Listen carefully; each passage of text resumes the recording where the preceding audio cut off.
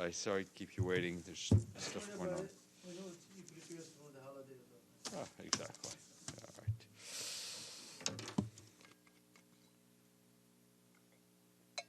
All right, good afternoon. This morning, the Secretary General was at the Holy See in Rome, where he had a private audience with His Holiness Pope Francis. During their meeting, they discussed a wide-ranging number of issues, including climate crisis, poverty and inequality, and many others. Following the private audience, the Pontiff and the Secretary General recorded a very rare joint video message together, and we circulated the transcript as well as the video. The Secretary General thanked Pope Francis for his exceptional global engagement and strong support for the work of the United Nations. You have a messenger for hope and humanity, for reducing suffering and promoting human dignity, the Secretary General said, adding that our world needs that more now than ever. He also expressed his deep appreciation for the Pontiff's extraordinary service in promoting interfaith relations. We need to do more to promote mutual understanding and tackle rising hatred, said the Secretary General. As I said, full transcript have been shared, and that audience concluded the Secretary General's visit to Italy and the Vatican. Back here, Geir Peterson, as you just heard, just briefed the Security Council via VTC. The Special Envoy for Syria said that the past 12 months have been a steady stream of violence, punctuated by escalation in many areas of Syria. All of this serves as a constant, grim reminder of the need for political process in Syria. He said that he hopes the agreements can be reached promptly on an agenda for the Constitutional Committee, but until that happens, he sees no reason for new sessions of its small body. Mr. Pedersen said that northwest Syria has been deeply troubling escalation of violence in recent days, and he warned that the cost of full-scale offensive in the area is one that we cannot afford to pay. He also added that we must enable de-escalation, leading to a nationwide ceasefire, and pursue the release of detainees, among other steps.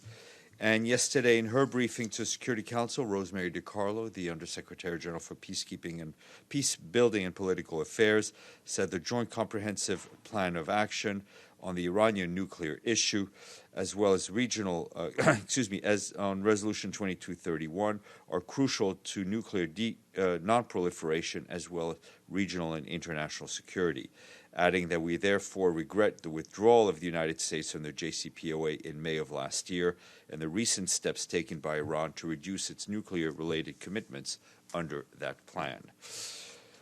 And the Deputy Secretary General, Amina Mohammed, yesterday afternoon briefed member states on kickstarting the decade of action to deliver on the Sustainable Development Goals. 4 years after the historic agreement of 2015, she said we are seeing growing awareness and pockets of progress, but our collective efforts are not approaching the scale we need if we are to deliver on the SDGs by 2030. We have an enormous hill to climb, she added. The Deputy Secretary General said that based on our outreach thus far, we have identified 3 fronts on which we must advance our work: mobilization, raising ambition, and finding solutions. Her remarks were distributed. From Uganda, our humanitarian colleagues tell us that in Uganda, the UN and other humanitarian organizations have dispatched medical supplies to treat 10,000 people due to heavy rains that have affected some 300,000 people. The UN has supplied oral rehydration salts, malaria, medicines, health, technical personnel, and vehicles. Meanwhile, the UN Refugee Agency has also provided space for 7,000 people displaced in a transit center, and the UN in Uganda has also requested funding from the Central Emergency Response Fund to support the government-led efforts. At least 38 people have been reportedly killed. 65,000 have been displaced since September. And the UN Migration Agency, IOM, said today there's been a sharp decline in the number of migrants dying while attempting to cross international borders.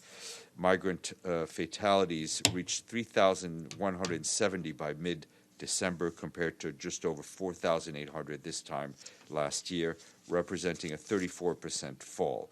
Despite this, IOM said this year was still a stark one for migrants and for refugees. The death among migrants departing Libya's shores increased as smugglers put them at even greater risks. The outflow of people from Venezuela has left millions of people in severe hardship. More than 200,000 migrants remain in reception centers in Europe. More details on the IOM's website.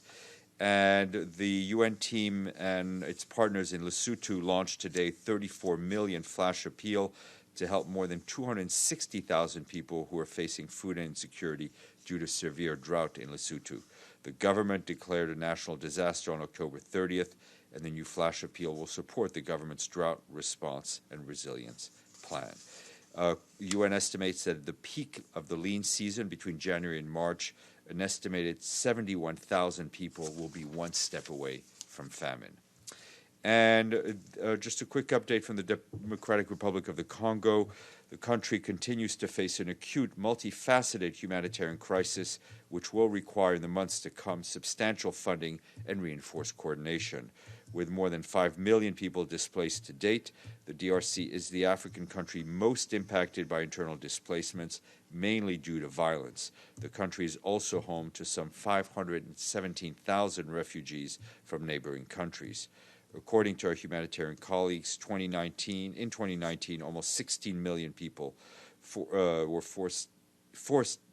faced severe acute food insecurity. Epidemics have also affected the lives of millions of Congolese. Despite the shortage of funding, the UN and its humanitarian partners reached over 4 million people with food aid and over 2.5 million people with health care. We also distributed some $20 million in cash assistance. In 2020, we will have to redouble our efforts to respond to the needs, and we're asking for $1.8 billion to assist some 8.1 million people. Today is International Human Solidarity Day. The observance aims to celebrate unity and diversity, to remind governments to respect their commitments to international agreements, and to encourage debate on the ways to promote solidarity for the achievements of the SDGs. And we say thank you to our friends in Tajikistan, who have Yassine, who have become the 145th member state to pay their budget dues in full. So thank you. I don't know how to say thank you in Tajik, but I will say in English. Yes, sir. Thank you, Steph. With regard to the Secretary General meeting with the Pope Francis at the Holy See today, was there at any point any discussion about the activities of Caritas, especially in Central Africa? There was an investigative report about sexual abuse for children by a Belgian priest from the Salinas Don Bosco. I'm sure you're aware of this story. I don't think the issue of Caritas itself came up specifically, but as you know, the UN very swiftly took action in the Central African Republic when the report first came out. And of course, we expect that Caritas and the relevant national authorities will investigate and, if needed, prosecute the people responsible.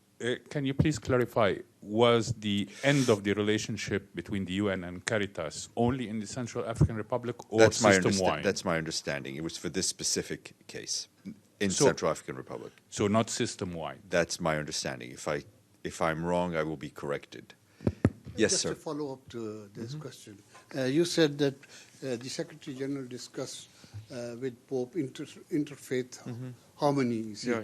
Are they planning an new initiative to promote interfaith harmony? Well, this is an ongoing effort. I think both from the Vatican side with the joint appeal with the head of Al-Azhar in Cairo, the Secretary General himself went there.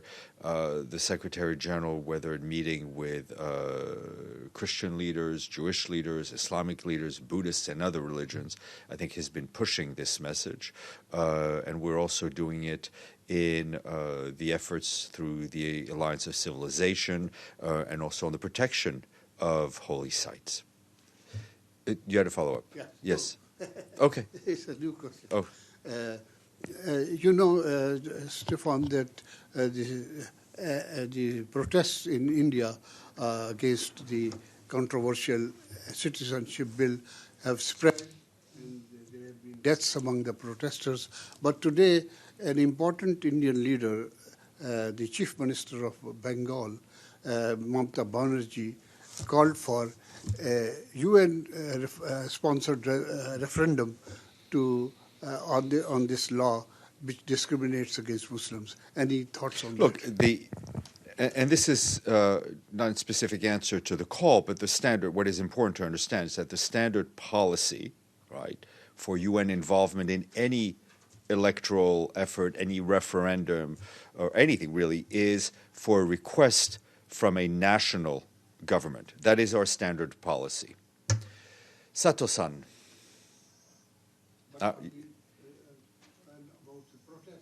Well, on the protests, I think we are continuing, obviously, to follow it very closely. We're concerned by the violence that we've seen, the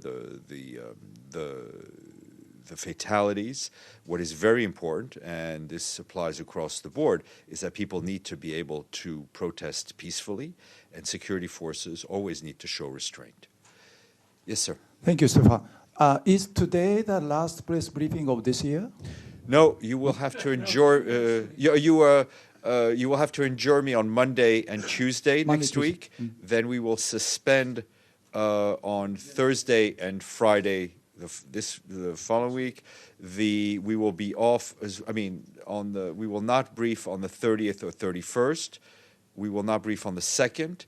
But my dear colleague Fahan will be delighted to welcome you back on the 3rd of January, on Friday, at this podium, to hopefully a very full room of well-rested and well-fed journalists.